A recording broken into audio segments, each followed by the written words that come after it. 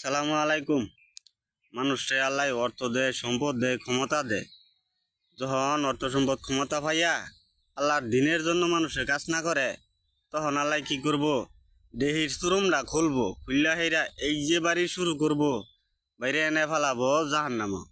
এই দুনিয়ার মধ্যে মুসলমান ওইয়া হেরা ইসলামের জন্য কাজ করে না, রাষ্ট্রের ক্ষমতার যাইয়াও এই যে অনেক মানুষ অর্থ সম্পদ ক্ষমতা পাইয়া হেরাও মানুষে দান করব, ইসলামের জন্য কাজ করব, তারা নিজেই হইয়া যা দানব।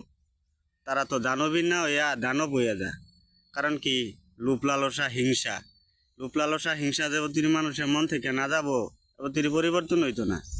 এই যে ঘুষ, ঘুষ মানুষে যে খায়, প্রথম ঘুষ দেয়, দেহাইরা ঘুষ খাওয়ার রাস্তা বাস করে, বাস কইরা পরে ঘুষ খাওয়া শুরু করে। ঘুষ খাওয়াও পাপ, ঘুষ দেওয়াও পাপ। এটা যাই না হেরাও মানুষে ঘুষ খায়। এই লোভে পাপ, পাপে হইল জাহান্নাম। এরপরও মানুষ লোভ করে। এই যে বাংলাদেশ প্রশাসনে যে পরিমাণ ঘুষ খায়, এই পরিমাণ ঘুষ যদি এই সেনাবাহিনীরা খাইতো, বাংলাদেশটা হয়ে যেত ইসরায়েল। ইসরায়েল যেরকম মানবতার দুশ্মন। ভিডিও ভালো লাগলে লাইক শেয়ার দিয়েন। ধন্যবাদ।